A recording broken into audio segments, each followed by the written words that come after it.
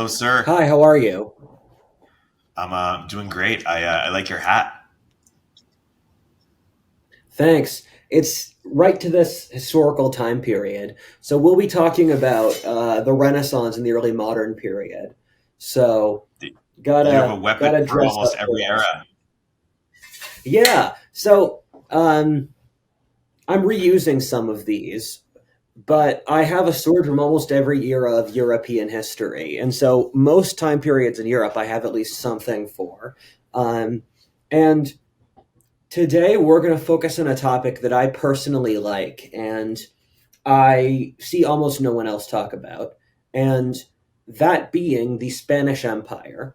And one of the things that I hope you get out of me as a historian, that you will not see from other historians, in that I'm not like other girls, is that I study more specific and obscure areas of the world than other historians. Because if you look at history as written, it's we're gonna write about the ancient Greeks and the Romans. We're gonna skip over the Middle Ages, write one chapter about that, one chapter on India or China, we'll and then everything is Western European intellectuals until the present.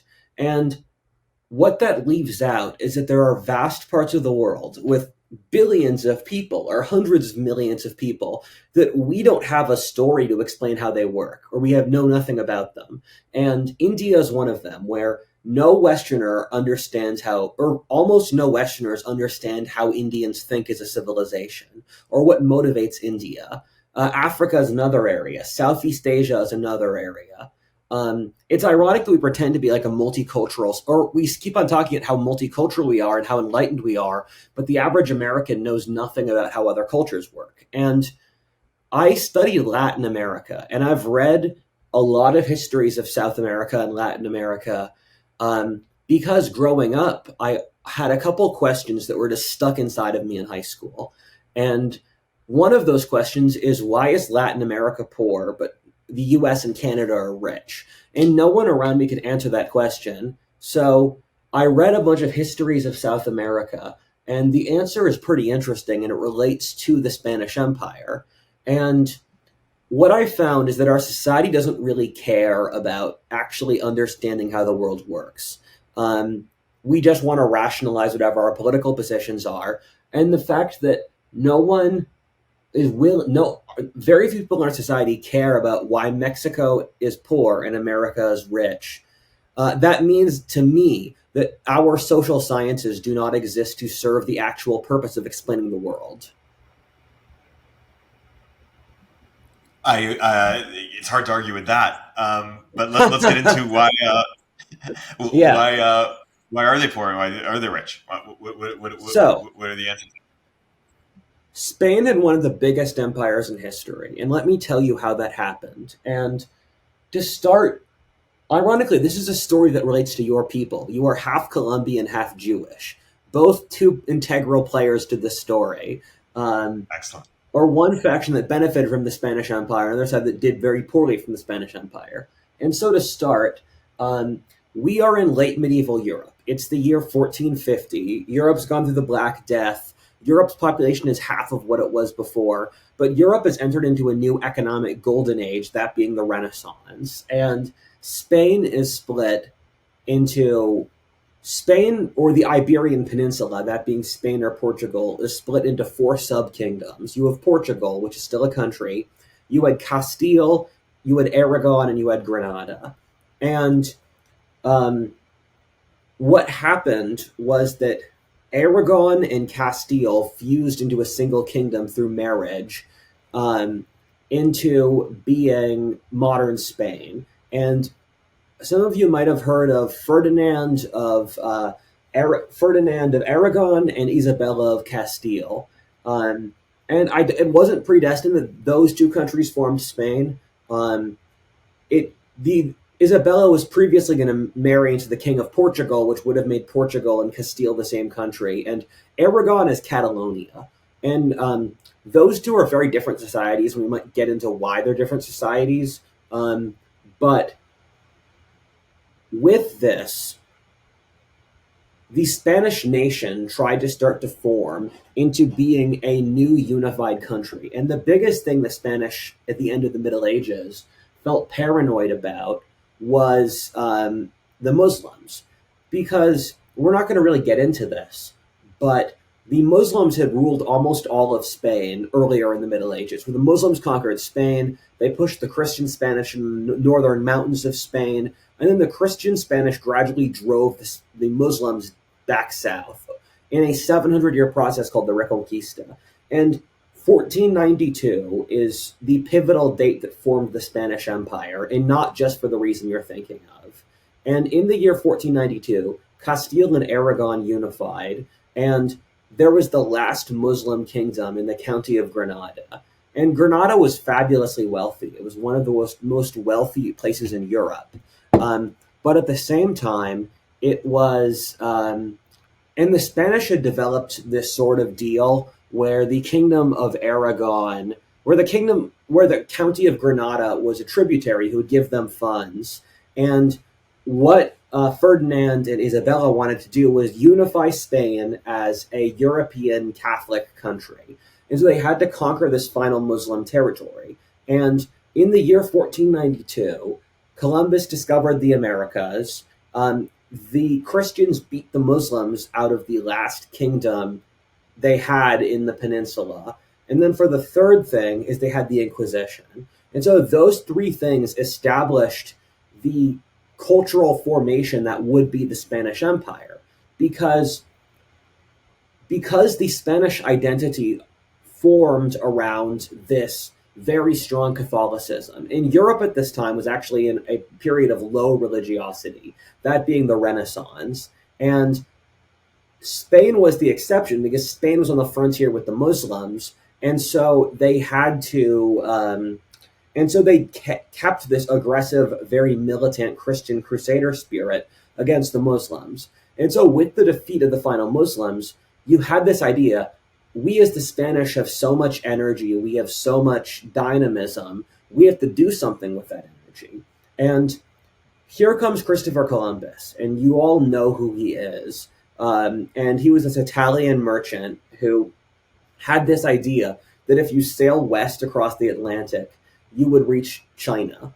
And this idea was not, the experts of that era thought that was insane. And Columbus did some miscalculations where he thought the Earth was significantly smaller than it was. But there's a couple other myths that go on around this topic. Like we believe that they didn't think the world was round. Everyone knew the world was round at that point. So Columbus was able to get money from the Kingdom of Spain. And there's some weird stuff going on here, like the Spanish royal family nearly didn't give him the money for it, and so he was going to go to England. And then they sent a horseman right as he was about to leave the border to get out of Spain to say that, hey, we'll give you your ship. And so in 1492, Columbus sailed west, and he hit the modern Bahamas and Dominican Republic. And he discovered this new world, and he thought it was somewhere around the Philippines. And so he kept on sailing around the Caribbean, and he was convinced until his death that he had reached Southeast Asia. And the guys who watch my normal content, you know that I am not a big fan of wokeness or political correctness or that stuff. But everything the left says about Columbus is totally true. He was an abjectly horrible human being by any metric you could pick. He would enslave the native populations. He would give sex slaves to his soldiers. He would force them to dig for gold deposits that didn't exist. And when they couldn't bring gold deposits that just weren't there, he would cut off the natives' hands. And so he committed genocide against the native population of the Caribbean. And something that starts here that will be a factor for the entire colonization of the New World is that 90% of the native population died of disease the minute the Europeans showed up. And that was because the Europeans had a much more intensive germ pool in Eurasia than in the New World. So you were dropping this population that had a very intense germ pool onto a population that just didn't have it. And it's actually a microcosm of the entire European colonization of the New World, because the Eurasian world was a much bigger, more dynamic place than the New World. And so the European powers had had more military competition, more technological breakthroughs, more trading. It was just a bigger network. And that bigger network had driven them further. And so the Europeans, when they conquered the New World, were easily like 6,000 years more advanced than the natives. There were almost no native kingdoms had made it past the Stone Age, even though, as we'll see, there were native countries that were exceptionally advanced and populous.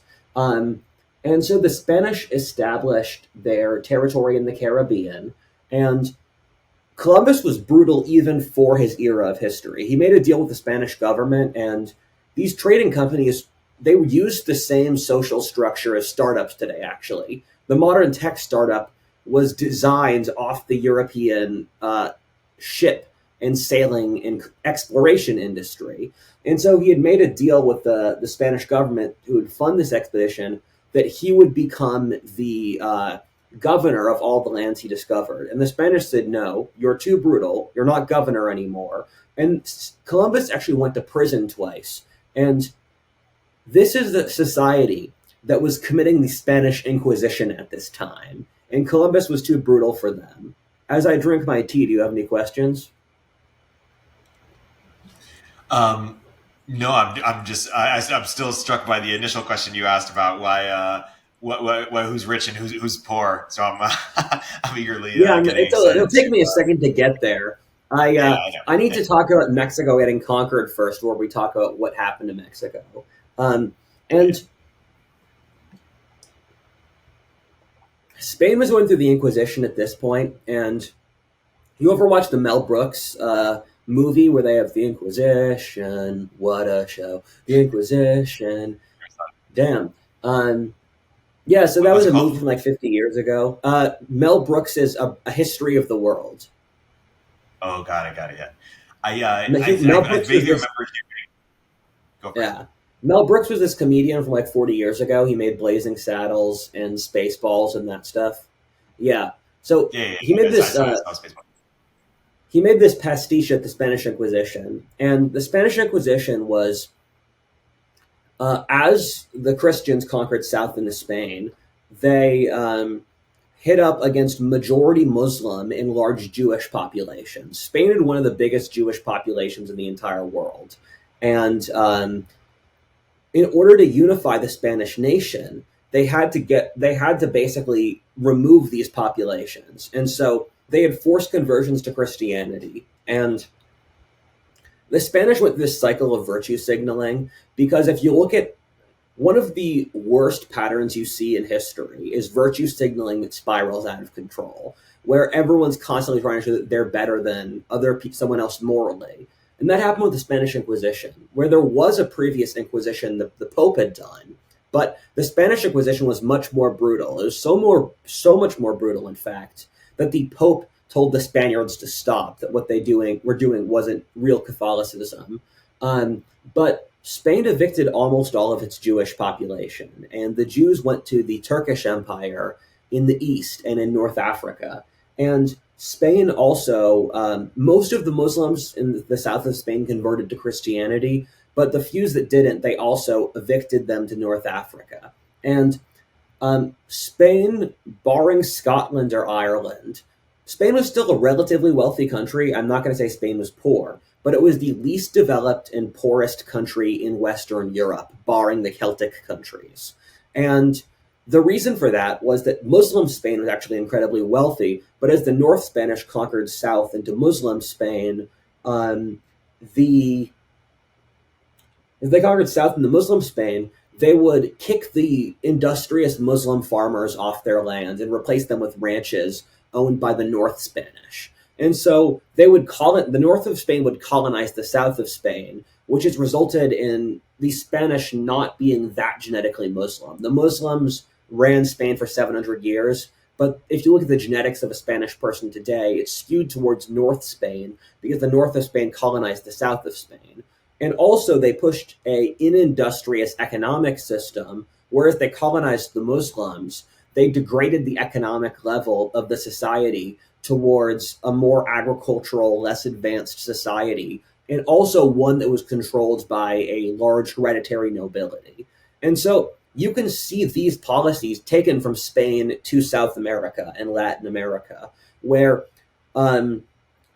the Spanish colonized themselves in the same way they colonized Latin America. And a general trend you see over history is the anthropology of colonies is a parody in the furthest extension of their home societies. If you looked at an interesting book I read is that New Zealand is a cultural extension of the Britain that settled it in the 19th century, and America is an extension of the Britain that existed in the 17th century. And so colonial societies often become fossilized versions of the countries that made them. So when America was settled by Britain, Britain was really into freedom. It was really capitalist. They were in the scientific, the birth of science. And those were things that became part of the American character. Same thing as gun culture. The Britain that made New Zealand 200 years later was a Britain that was much more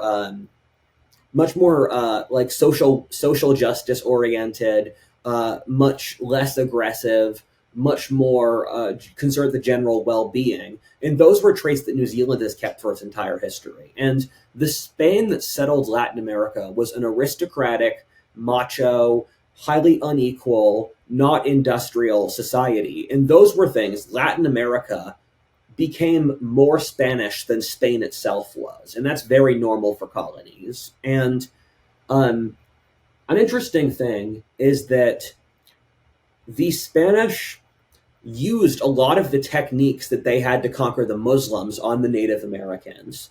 And that included basically the battle startups, where some guy would gather his buddies together. Then he would say, I will go out, I'll conquer this enemy city, and then we'll take the gold together like a stock market, like a stock.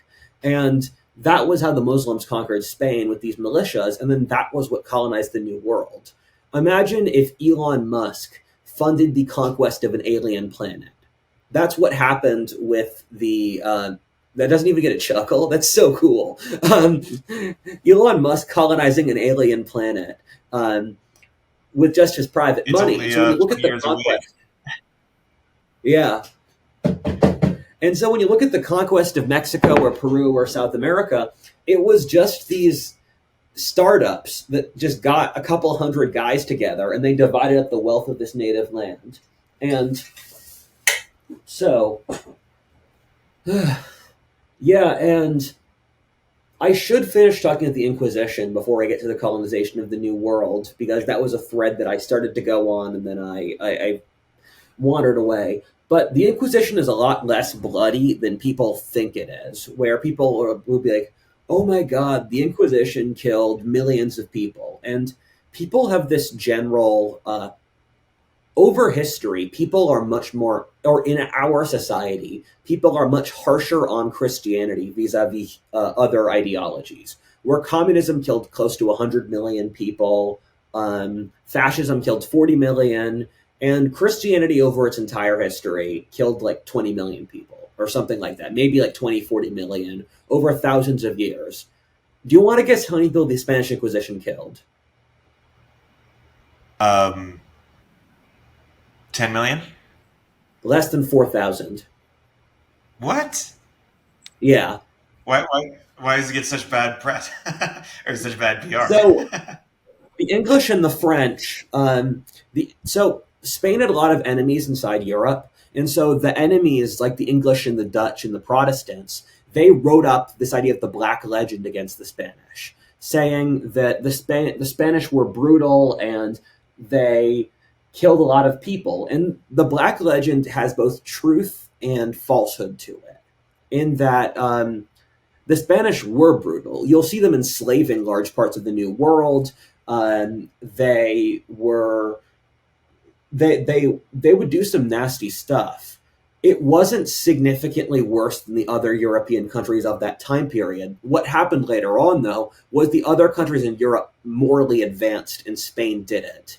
And the negative of the Inquisition, even though it didn't kill that many people, and the irony is that the philosophic concepts of due process and guilty until proven innocent were invented by the Inquisition. That was the Papal Inquisition, not the Spanish Inquisition. But there was a legal sense to it. And the negative to this, and this is the biggest theme that we'll see with the Spanish Empire, is that the worst thing the Spanish did was removing creativity. Because you look at the Spanish Inquisition, it didn't kill that many people, but like wokeness, it created this stifling air where any deviation from conforming was bad. And so Europe in this time period is going through the Renaissance, the Reformation, the Scientific Revolution, the Agricultural Revolution. Europe was doing a lot of crazy stuff in this time period. Spain did none of that. And so if you even went to Spain 100 years ago, it was in many ways a country that was stuck in the Middle Ages permanently. Spain didn't industrialize, or parts North Spain did. A majority of Spain didn't industrialize until the late 20th century. And so I often say it's useful to view Spain as somewhere between a European country like France or England and a Muslim empire. And one of my favorite historians, Carol Quigley, has a term called the Peru-Pakistan axis, in that you can find a lot of similarities between Latin America and the Middle East, between weak governments that have difficulty waging war, oppressive class structures, corruption, the strong religions, mistreatment of women. And so Carol Quigley's idea for this is that the Muslim colonization of Spain changed Spain's culture so that Spain in turn created cultures that are like the Middle East. And so I always found that theory to be interesting. And the other theme that we'll see with the colonization of the New World, and I'm getting ahead of myself, but the reason that Mexico is so much poorer than America is the Spanish built extractive systems rather than abundance systems, where one of my favorite writers, Leland DeWitt Baldwin, said the reason Mexico is poor and America is wealthy is the English thought you got rich by making stuff, and the Spanish thought you got rich by digging up gold. And that creates two different fundamental mindsets of the world. Either I become wealthy through bringing things into the world, or I become wealthy through taking other people's stuff. And you look at the Spanish Empire, it had this very aristocratic, noble ethic, where in Spanish culture, working was seen as a low-class thing. You spent your entire life not trying to work because working meant you were poor. And so you had this elite that would consume from the population, and they were trying to take as much as they could from the population. And so Spanish and Latin American culture devolved into this idea of how can the elites predate from the population. And when you compare the English-speaking world, the Spanish-speaking world, the English-speaking world had all these. I think the most important thing for a society is checks and balances inside the social structure. And the reason America became the wealthiest country in history is America has the checks and balances between parts of the government, but we also have checks and balances between different social groups. There's an elite in California, there's an elite in Texas, there's an elite in New York, in Chicago, but also you have agriculture, you have the film industry, you have Silicon Valley, you have Wall Street, you have Texas oil, you have manufacturing, and each of these push different interests. And so in America, no one can control and steal from the society too much because there's always different interest groups that are butting heads. And you look at England. England had a parliament, it had a merchant class, it had rule of law. And Spain didn't develop any of that. In Spain, it was the ruling class that would take from the population, and no one would push back against the ruling class.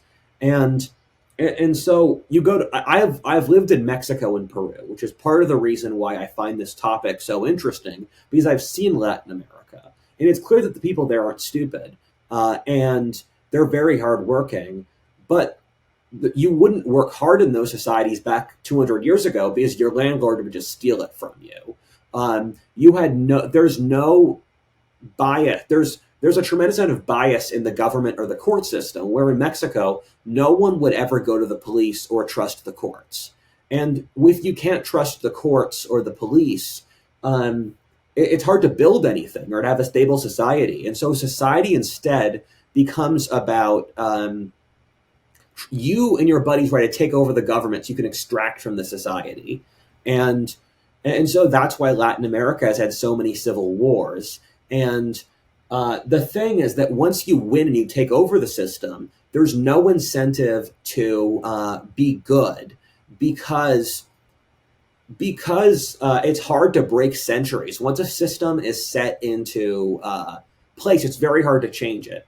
If you looked at the richest and the poorest countries in the world 500 years ago, it would be the same, almost all the same richest and poorest countries. So when the communists take over countries in Latin America, like Cuba or Venezuela, they just become the new lords and the new aristocracy to take from the population.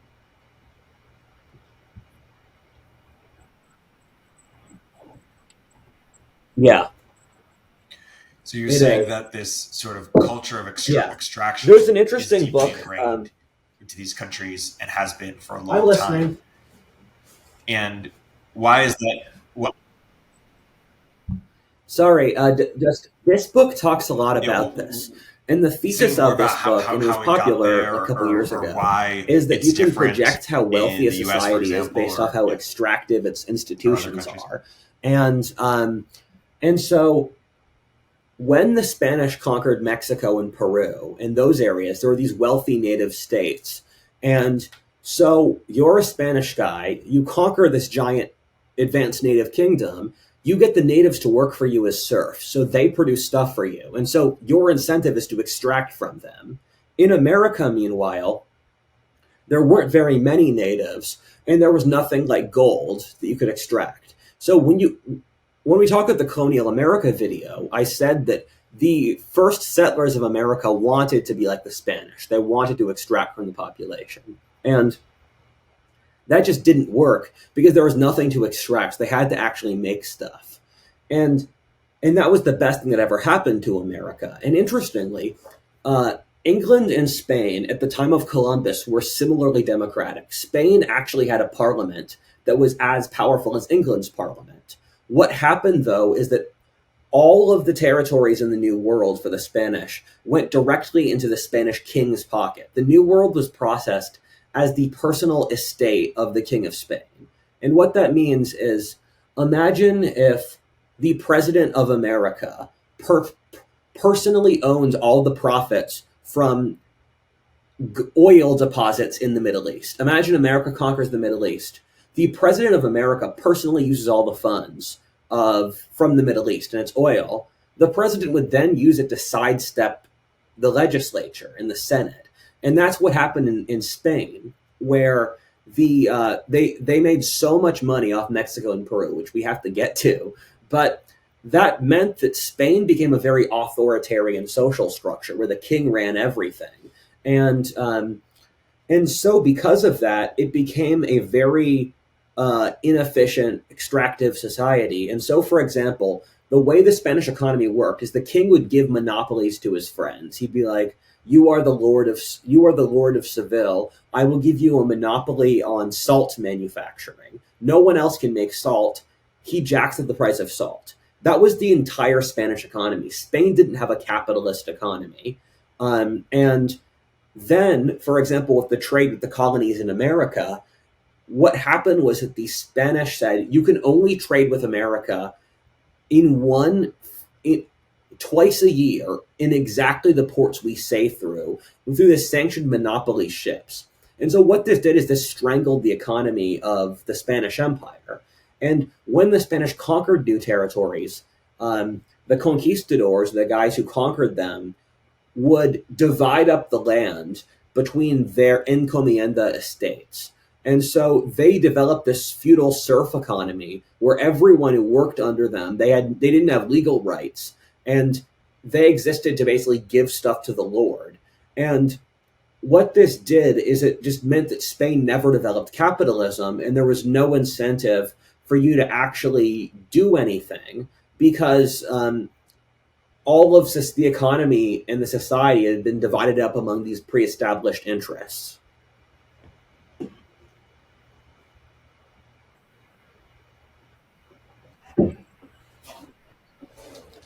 let me do the Aztecs. Yeah. Um, yeah, we have to actually get to like the actual conquest of the Understood. Spanish Empire because we've prefaced it with what One, happened in the Spanish feel free to. Empire. And I find that to Yes. theme in a lot of our videos because my speciality is anthropology. So I find we often tend to front load the anthropology part and then get to the wars and stuff afterwards. But the conquest of the Spanish Empire was one of the most badass events in history, and I feel completely comfortable saying that. In that, um, in the conquest of the Aztecs and the Inca, it was literally 300 to 500 guys. Just imagine 300 to 500 guys. You show up in this foreign land that you know nothing about, and then you just take it over. And for example, the Spanish didn't know the Aztecs existed, and the Aztecs had this giant empire in central Mexico that had downwards of 20 million people. And for a frame of reference, the Aztec Empire, it had as many people as France. And France is the most populous nation in Europe. The Aztecs had twice as many people as Spain. And the Aztec capital, Tenochtitlan, it would have been the second largest city in Europe. And so the Aztecs, they were a Stone Age people, but they weren't savages. And they did do human sacrifice, and they killed 2 million people for human sacrifice, which is really not cool. If I'm being totally blunt, the Aztecs are one of my least favorite civilizations ever. I don't feel sad that they lost. I mean, they killed millions of people in human sacrifice. They would eat the flesh of the opponents they beat in battle. Why is that? Yeah,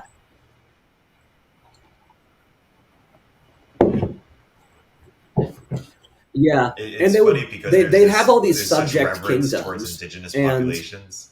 they We would don't force these sometimes subject appreciate the fact kingdoms that they did to wage such these fucked up wars shit. with them. So imagine if America forced us to have wars with Canada that Canada wasn't allowed to win so that we could just take captives from Canada to have them as human sacrifices. And there are things I appreciate the Aztecs. They were a highly developed, highly they were developed, they were intelligent, they were civilized. In that, like you'll hear accounts of Spaniards talking to Aztec aristocrats, and Aztec aristocrats are super clean, they're educated, they're brave, that sort of thing. And the Aztecs were strangely, they were kind of a democracy, which is something people don't think about.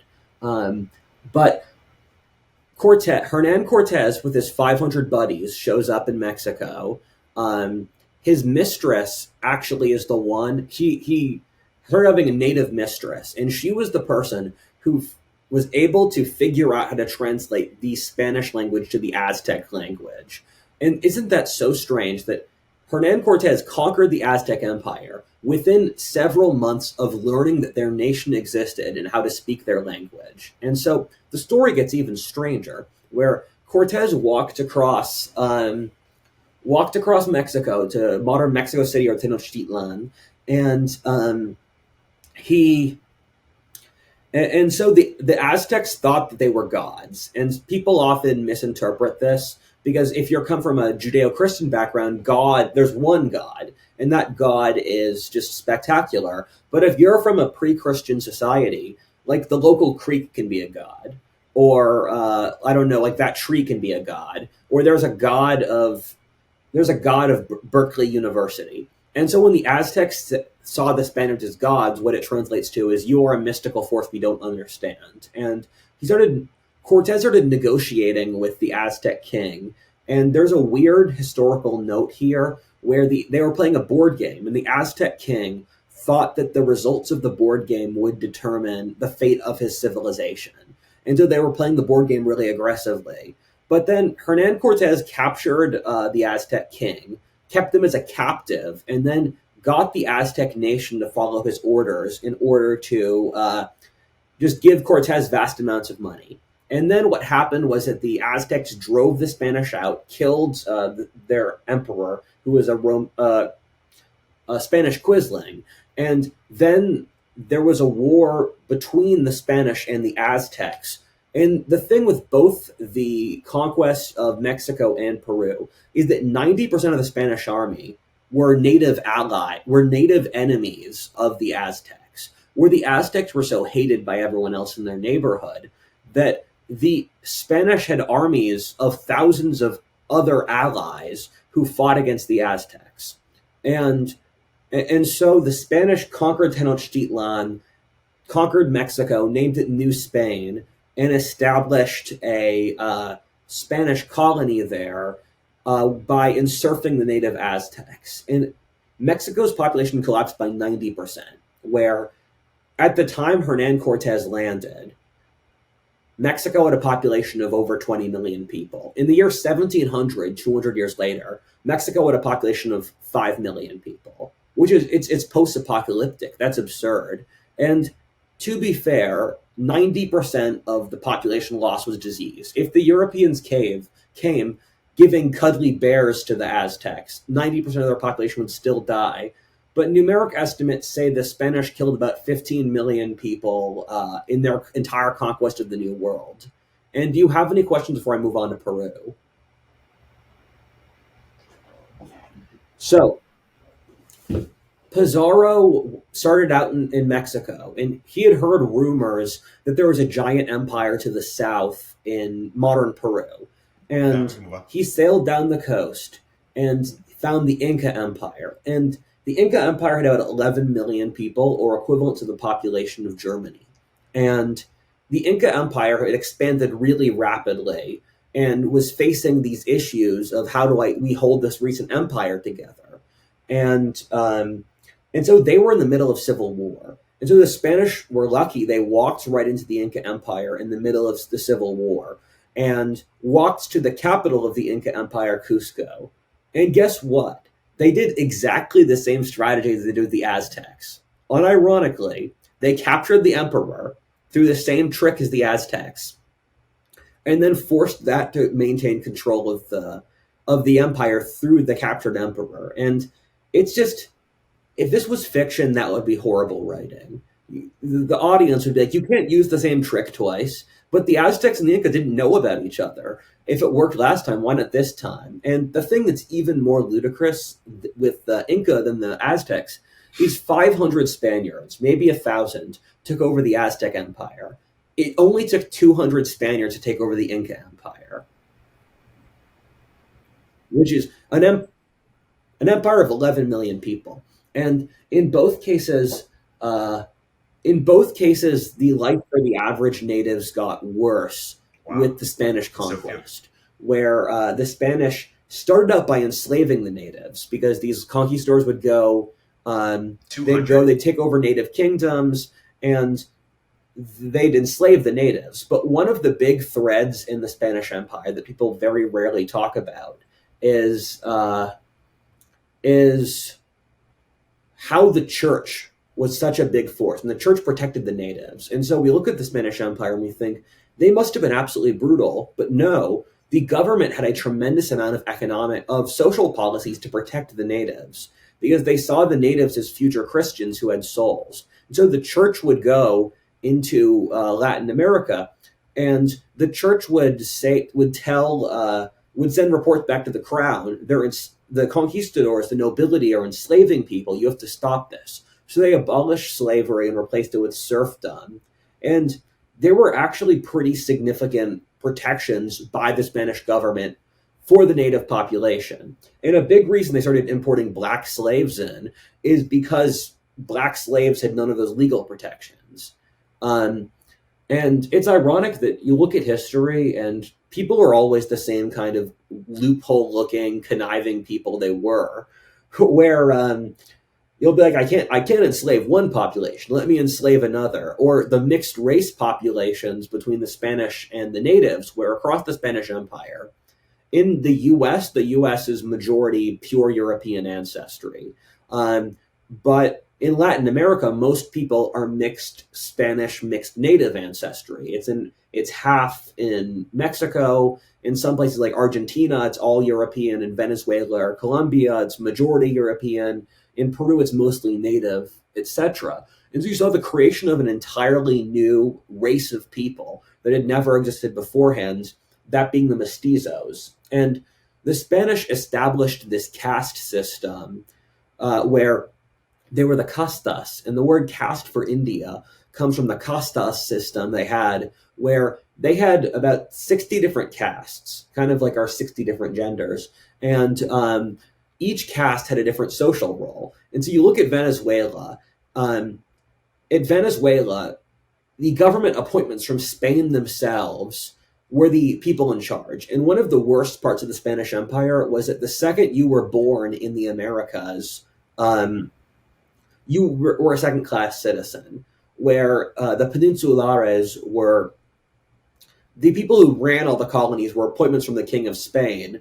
And a big reason Latin America turned out the way it did is because they developed no institutions of self-governance. So if you look at America, all of the American colonies were self-governing for the Revolution. And in South America, all of the colonies were run from Spain directly, but this created horrifying inefficiencies because it would take 6 months to get from Spain to Colombia.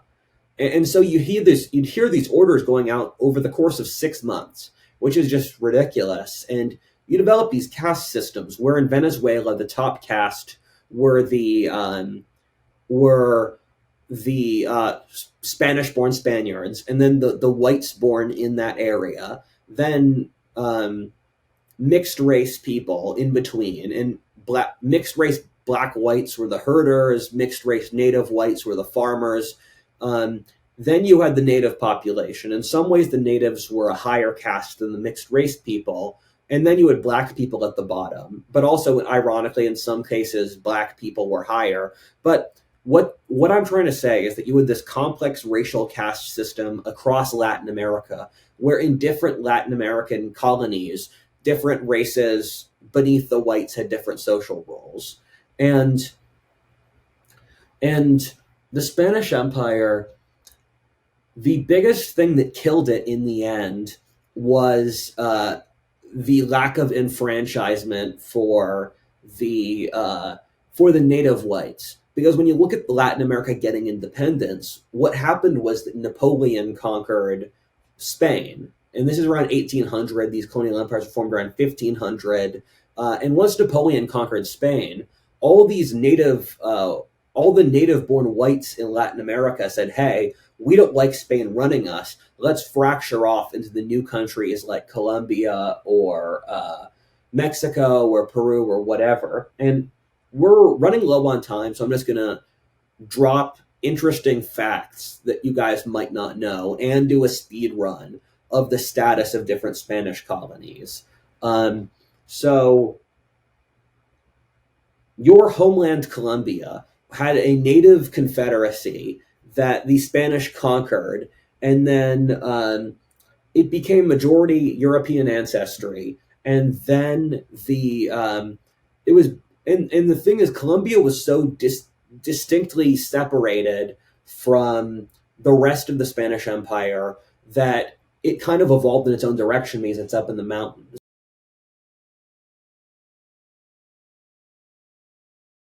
In Venezuela, the church colonized Venezuela because it was swampland. And in Peru, we talked about that. Peru, Ecuador, Bolivia were all part of the same axis. And Bolivia, the largest silver mine in the world, which powered Spain's wars in Europe, where Spain tried to conquer Europe many times over, powered off gold in Bolivia. And that gold from Bolivia actually destroyed the European economy since it created such profound inflation, which crashed the cost of living, which increased the cost of living massively. Argentina was an all-white colony. A lot of Americans forget that there are places that are genetically all-white in Latin America because there weren't any large native states in Argentina. and so it was populated by Europeans. And Argentina developed this cowboy culture. And ironically, the areas of Latin America that did the best were those that were furthest away from the centralized Spanish control. So Chile, Costa Rica, Uruguay became the wealthiest countries in Spanish America because they were the places that were furthest away from the oppressive centralized governments. And both of the places we are living, California and Texas, were Spanish colonies, where the Spanish had colonies in Florida, in Texas, in New Mexico, in California. And New Mexico, they conquered earliest in the 16th centuries because the Spanish always targeted native areas that had large population centers that you could exploit. And they colonized Texas because the French were in Louisiana. And so they wanted to defend their borders against the French in Louisiana. And they colonized California against the Russians. And so San Francisco was founded by the Spanish in the 1750s, and the Russians, they went across away from Siberia. The Russians had a colony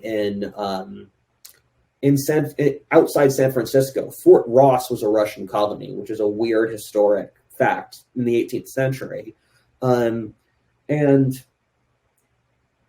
we're running out of time, but the Spanish Empire died over a two-step process where the first one was that over the course of the 1600s, Spain just spent all its cultural energy in fighting wars across Europe. And I have a map that I'll put up here. Spain was at war with something like over 20 countries at once in the year 1640. It's just absolutely ridiculous. And the Spanish spent their money on just ridiculously aggressive wars all the time. And the Spanish hyperinflated their currency. The Spanish government of that era is a great lesson in what not to do economically. If you study the Spanish Empire in the 17th century and do the exact opposite, you will have a very good economic system.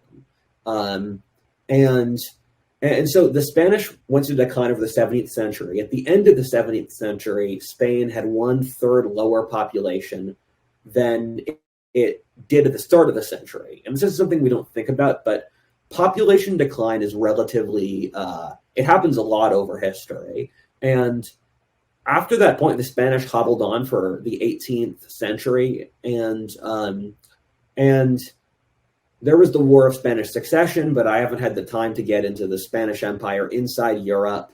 But then, as I alluded to before, in the Napoleonic Wars, France conquered Spain, Spain fractured, and all the colonies went their own way.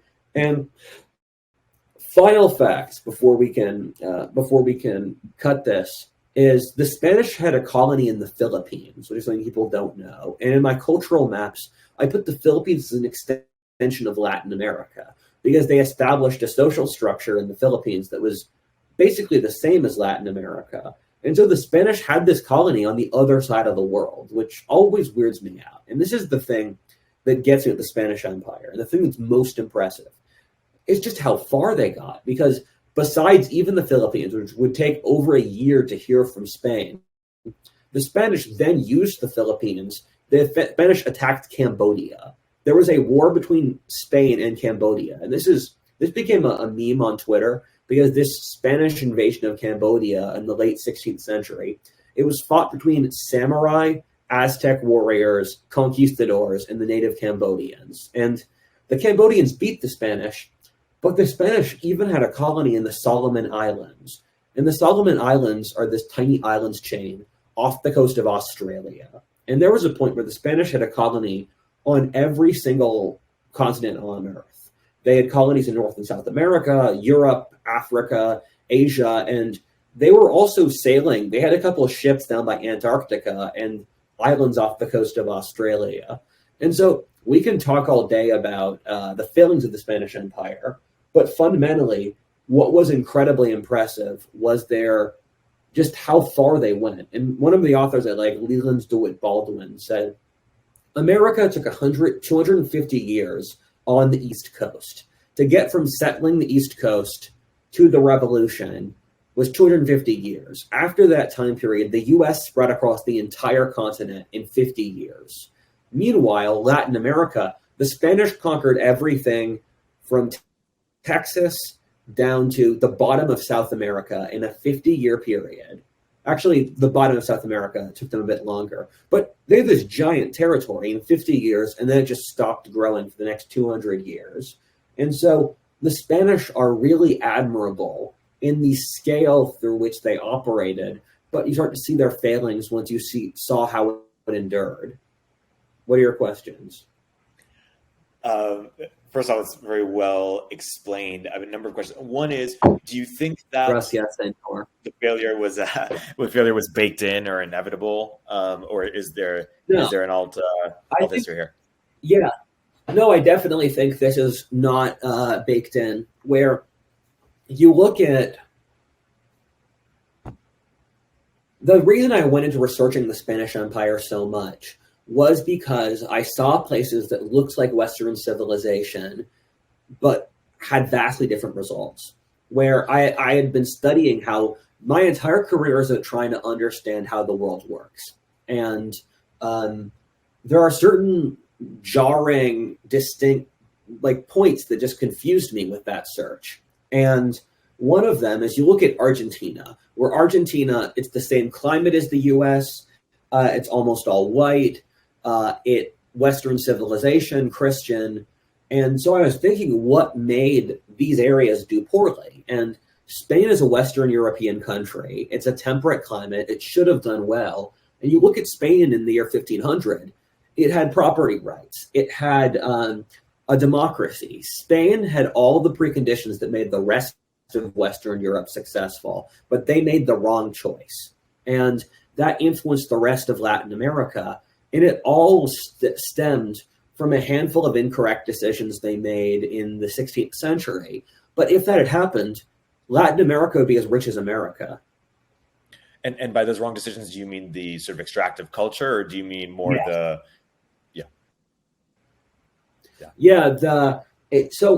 one of the points that this book makes as well is that there are certain hinge points in history in which societies that don't seem very different go off in very different directions off slight choices they made. And so, for example, in the Middle Ages, Russia was not that different culturally from the rest of Europe. But then a couple of choices Russia made around the Black Death made Russia a very different society.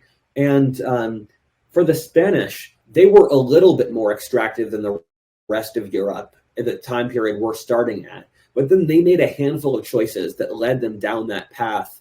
And it's a combination of a statist society, lack of economic competition, lack of fair private property, rule of law, etc.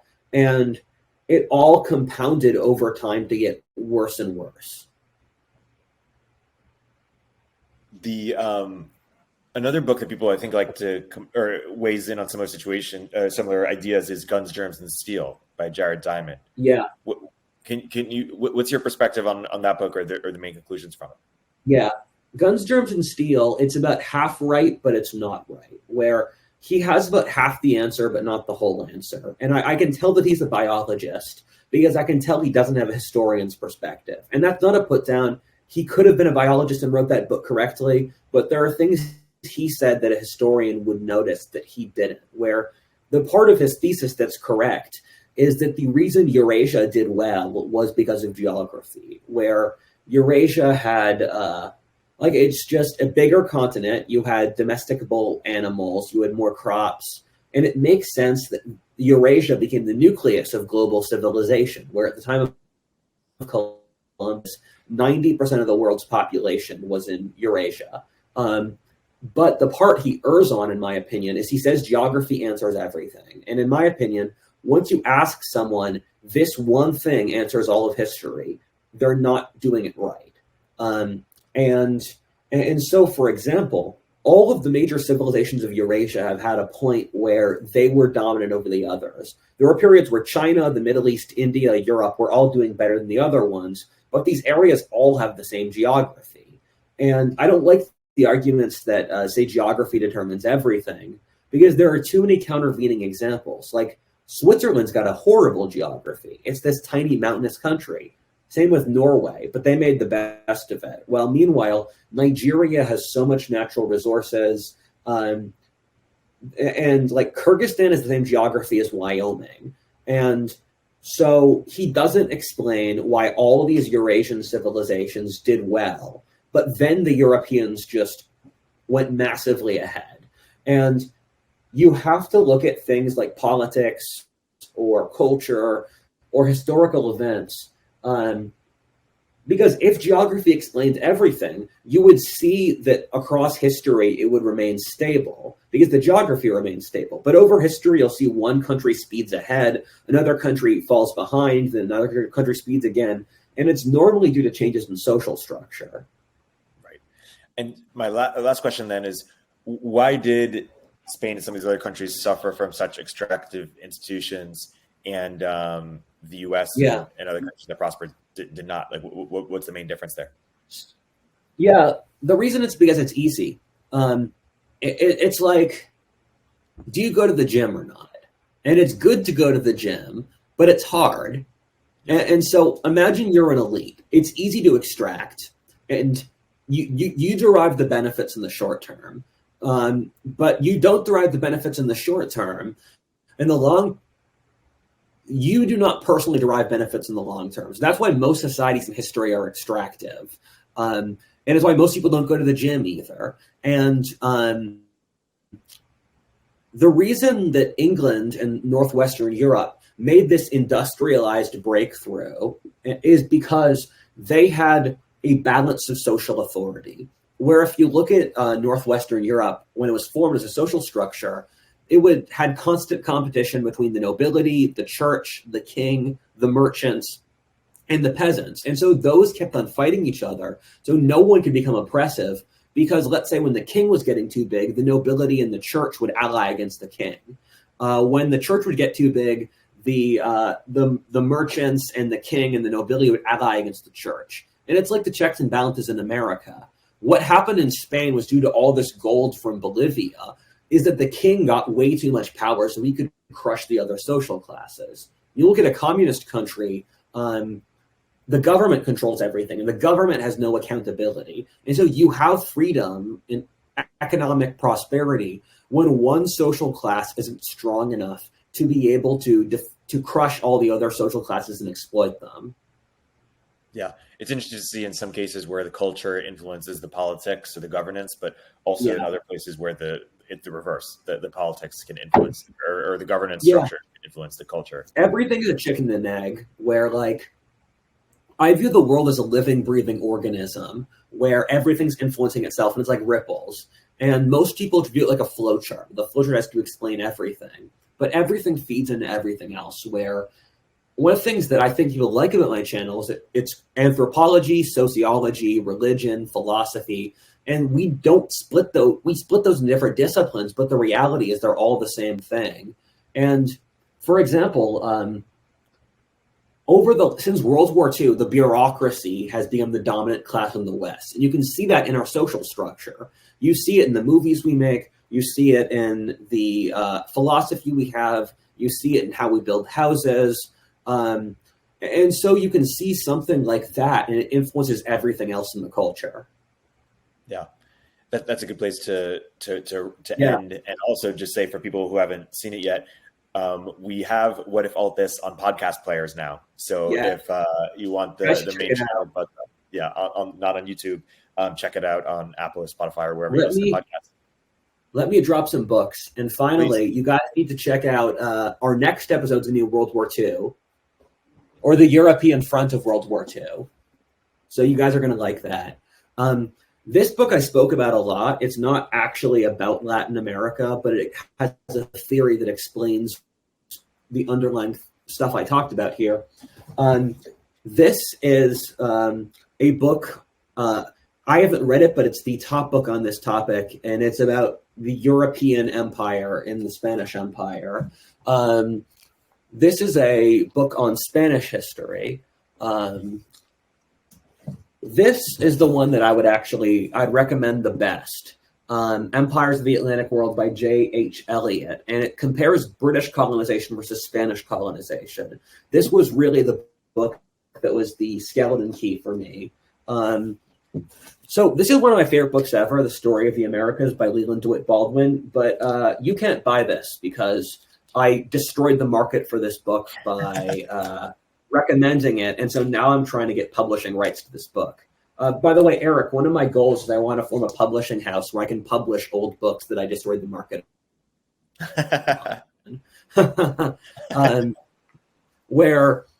So this book's got a lot of love. It's The Story of Latin America by Hubert Herring. This one book is kind of hard to read, but it'll explain everything else.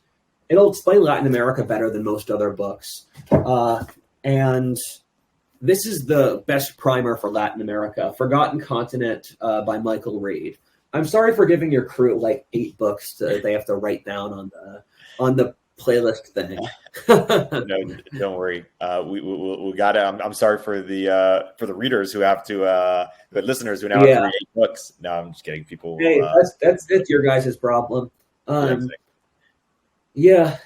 It's funny. Last week, this friend's listening to this podcast, and he's Mexican, and I said I am the Anglo I know who has read the most about Latin America, and he said I'm a Mexican, and you're the person I know who has read the most about it, and that made me feel so good that I got the Latin stamp of approval. Yes. Well, I'll add my half Colombian, credibility to your stamp of approval. Gracias, señor. Until next time. Should we give him a hint? World War II. World War II. Yes. Perfect. Okay. Bye. Take care.